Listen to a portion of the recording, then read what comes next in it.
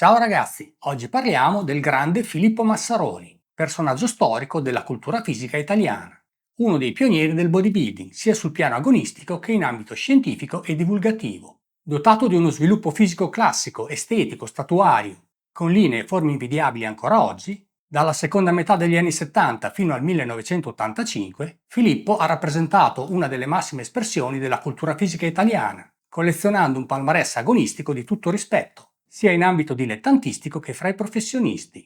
Lo abbiamo visto in gara a confronto con mostri sacri quali Edward Kawak, Brian Buchanan, John Brown, Tony Person e tanti altri. Campionissimo sul palco, nel 1981 fu il primo atleta italiano a vincere il titolo di categoria al Mister Universo NABBA. Il contributo di Filippo al settore della cultura fisica va però ben oltre i successi agonistici personali. Personaggio poliedrico, negli anni lo abbiamo visto vestire i panni di atleta, docente, studioso, imprenditore, organizzatore e promotore. Ricordiamo che è stato per lungo tempo presidente NABBA Italia. Raro connubio di muscoli e cultura, il professor Massaroni ha avuto un ruolo chiave nel portare la scienza nelle palestre italiane, contribuendo a plasmare la scena della cultura fisica e del fitness sia con la sua palestra, la famosa Atena di Roma, che con i suoi studi e teorie scientifiche in fatto di allenamento e alimentazione. Fra i suoi contributi come organizzatore ricordiamo la creazione dell'Ercole Romano, gara tesa ad aprire il mondo dell'agonismo ai novizi, alle nuove leve, e la proposta della categoria altezza-peso, che cercava di arginare il sempre più dilagante fenomeno del doping.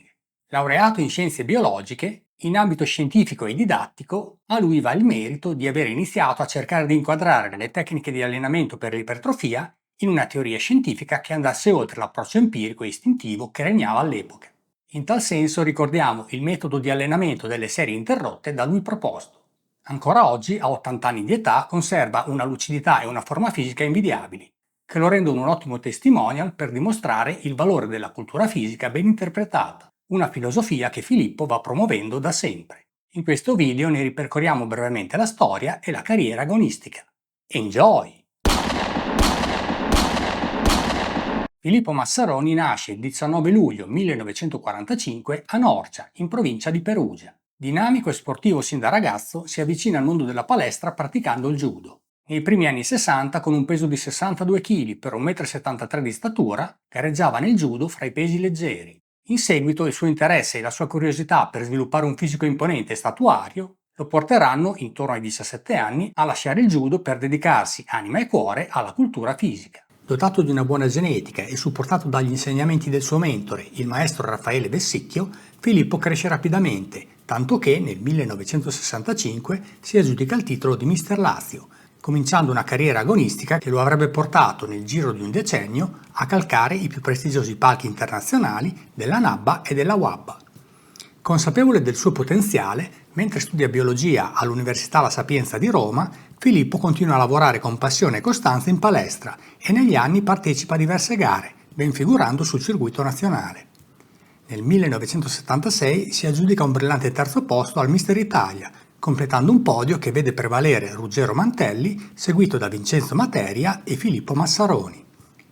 A metà degli anni 70 apre a Roma la famosa palestra Atena, iniziativa di grande successo. Il luogo diventerà un tempio della cultura fisica italiana e una fucina di campioni. La sua carriera agonistica spicca al volo a livello internazionale nel 1978, quando a Liegi, in Belgio, si aggiudica il titolo di campione europeo WABBA delle medie taglie. Alzando il tiro l'anno seguente, nel 1979, partecipa al campionato mondiale WABBA, classificandosi secondo nelle medie taglie, dietro ad uno splendido Tony Person. È evidente che il titolo mondiale è alla sua portata e l'appuntamento col gradino più alto del podio è solo rimandato. Nel 1980 prende parte a Londra al Mister Universo NABBA, dove cede di stretta misura il gradino più alto del podio delle medie taglie a Eddie Miller, classificandosi secondo. Ricordiamo che in quell'occasione era presente in gara anche Loris Mecche, che si piazzò sesto.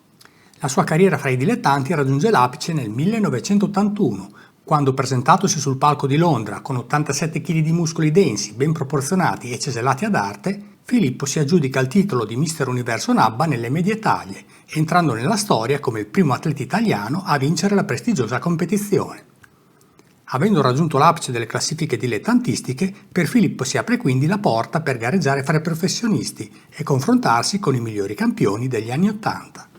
Fra i punti salienti della sua carriera sul circuito professionale ricordiamo i 2 secondi posti ottenuti nel 1984 rispettivamente al Mister Universo Pro NABBA, dove si piazzò dietro a Igor Kawak, e al Campionato Mondiale WABA, dove cedette il passo al solo Brian Buchanan. Concluderà la carriera agonistica a 40 anni nel 1985, ottenendo un lusinghiero 4° posto dietro a Igor Kawak, Brian Buchanan e Lance Dreher al Mister Universo Pro NABBA. Terminata la carriera agonistica, Filippo è comunque rimasto vicino al mondo del bodybuilding, con le sue palestre e rivestendo importanti incarichi federativi. È stato infatti per molti anni il presidente della NABBA Italia, federazione per la quale ha organizzato gare e manifestazioni, plasmando la scena della cultura fisica italiana.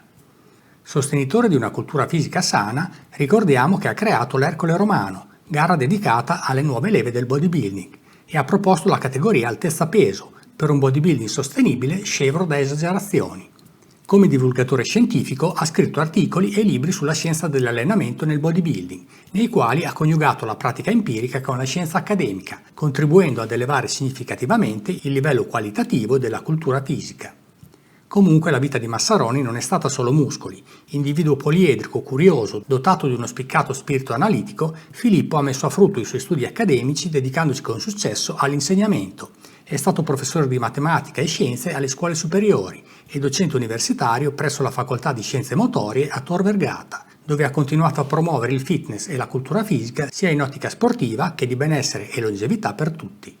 Sul piano personale ricordiamo che è sposato e ha avuto 2 figli. Nel corso della sua lunga carriera sportiva, Filippo ha provato e testato diverse metodiche allenanti. All'inizio si allenava in maniera basilare, utilizzando carichi pesanti e basse ripetizioni, intorno alle 6, come era consuetudine nella palestra che frequentava. Negli anni ha poi avuto modo di conoscere, parlare, allenarsi e confrontarsi con diversi campionissimi della sua epoca, da Serge Nubret a Mike Mentzer. Fu proprio allenandosi con Serge e Mike, i capostipiti di 2 scuole di pensiero diametralmente opposte, l'altissimo volume da una parte e l'alta intensità dall'altra, che Filippo si rese conto che non era tanto il numero di serie la variabile determinante per l'ipertrofia muscolare, ma piuttosto la qualità del lavoro che l'atleta svolge durante le sessioni di allenamento. Di fatto la preferenza per un metodo oppure un altro va ricercato nel somatotipo e nelle caratteristiche psicologiche dell'individuo. Gli atleti aggressivi tenderanno a lavorare a cedimento fin dalle prime serie, adottando sessioni di allenamento brevi ed intense, mentre individui più tranquilli preferiranno diluire il carico di lavoro su molte più serie eseguite lavorando a buffer. Dal canto suo Massaroni preferiva allenarsi con intensità elevata, ma assicurandosi di svolgere un buon volume di lavoro. In quest'ottica ha sviluppato un suo metodo che ha battezzato le serie interrotte, una tecnica di intensità che spezza una serie lunga in diverse miniserie di poche ripetizioni, ad esempio 5, intervallate da brevi recuperi 20-30 secondi per mantenere un'alta intensità, reclutare più fibre muscolari simulando un volume di lavoro elevato con minore fatica sistemica. Anche sul piano alimentare Filippo ha sperimentato diversi approcci. All'inizio, durante la fase pre-gara, seguiva la classica alimentazione a bassissimi carboidrati promossa dalla scuola francese, di fatto una dieta a base di carne ed acqua. Nel tempo ha comunque capito che mantenere una minima quota di carboidrati è fondamentale per il benessere psicofisico dell'atleta e per ottimizzare i risultati degli allenamenti. Quello che veramente conta è evitare di ingrassare troppo nel periodo lontano dalle competizioni. In questo modo, durante i 3-4 mesi che precedono una gara, sarà necessario perdere solo pochi chilogrammi di massa grassa per arrivare al massimo della condizione. Con questa strategia l'atleta potrà ridurre il tessuto adiposo lentamente e progressivamente, senza dover ricorrere a gravi rinunce alimentari e inutili stress metabolici. In altri termini, come da lui affermato, planando sull'obiettivo piuttosto che ricorrere a metodiche traumatiche e poco salutari. Riassumendo, Filippo Massaroni è stato un grandissimo personaggio della golden era della cultura fisica italiana. Atleta di classe mondiale, fra i successi sportivi vanta un titolo di Mister Universo di categoria fra i dilettanti e un ottimo secondo posto al Mister Universo professionisti. Dopo la brillante carriera agonistica, Filippo ha rivestito importanti cariche federative nella NABBA Italia, contribuendo a plasmare la scena della cultura fisica nel nostro paese. Personalità incline allo studio e alla scienza, ha anche sviluppato una brillante carriera in ambito didattico. Fra le varie attività ricordiamo che è stato docente presso la Facoltà di Scienze Motorie all'Università Tor Vergata di Roma. Un personaggio che simboleggia quello che la cultura fisica dovrebbe essere, cioè uno stile di vita che arricchisce chi lo pratica, sia dal punto di vista fisico che intellettuale. Noi lo ringraziamo per avere contribuito alla crescita del settore del bodybuilding e del fitness nel nostro paese e per essere ancora oggi, col suo esempio, un ottimo interprete e testimonial dei benefici a lungo termine della cultura fisica ben interpretata. Che altro aggiungere se non mitico? Ciao, alla prossima!